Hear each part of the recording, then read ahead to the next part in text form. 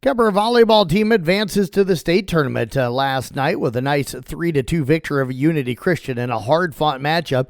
The Knights would win 25-14, 23-25, 14-25, 25-12, and 15-11 for Kemper. Statistics last night, Colby Peter had 14 kills and 14 digs. Mariah Houghton added 9 kills. Brianna Whitrock added 12 digs and 4 kills.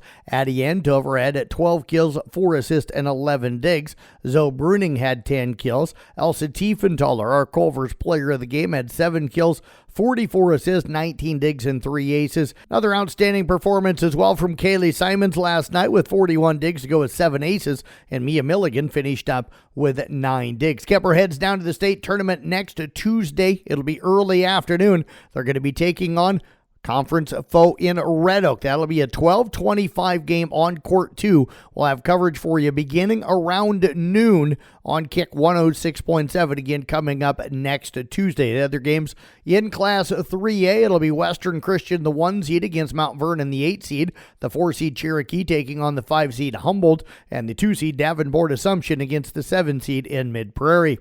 4A pairings, it is Clear Creek Amana against Sergeant Bluff Luton. Dallas Center Grimes taking on North Scott. Sioux Center squaring off with Marion. And Pella taking on Norwalk. And in Class 5A, Waukee Northwest will battle Indianola. Dowling Catholic against Ankeny. Ankeny Centennial takes on Iowa City West. And Pleasant Valley will battle West Des Moines Valley. Vladimir Guerrero hit a 2-run home run off of Shohei Ohtani. Shane Bieber pitched 4-hit ball into the 6th inning, and the Toronto Blue Jays shook off their epic 18-inning loss to even the World Series with a 6-2 victory over the Dodgers in Game 4.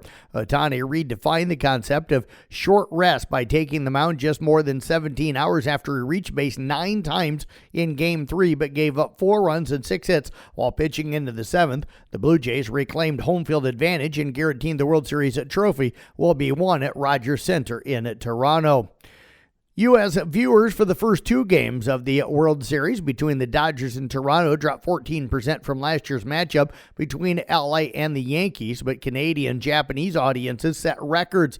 Last year's first 2 games averaged 14.55 million, and this year's averaged 12.5 million on Fox, Fox Deportes, and Fox One streaming, the Fox Sport app, and Univision. Toronto's 11-4 win in Game 1 averaged 13.3 million, and Los Angeles' 5-1 victory in Game 2, which did not include Univision coverage, averaged 11.6 million.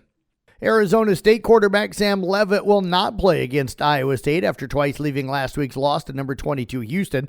Leavitt went out after taking a hard hit in the first quarter of the Sun Devils' 24-16 loss. He returned to the game but went off limping in the fourth quarter. Leavitt was in a walking boot at Arizona State's practice on Tuesday. Leavitt first injured his foot against Baylor September the 20th and didn't play in a loss to number 24 Utah 2 weeks later. He returned to lead Arizona State's comeback win over number 13 Texas Tech on October the 18th before going down again.